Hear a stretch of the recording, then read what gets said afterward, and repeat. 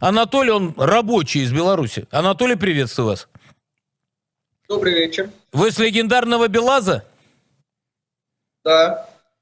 Ну, рассказывайте, как у вас дела, как забастовка, какое настроение в коллективе, что думаете о происходящем? Сейчас расскажу. Понятно. Красавчик, молодец. Вот видите как. Молодец, хорошо показал. Единственное, могу сказать, у Белаза побольше будет. Но это было смешно.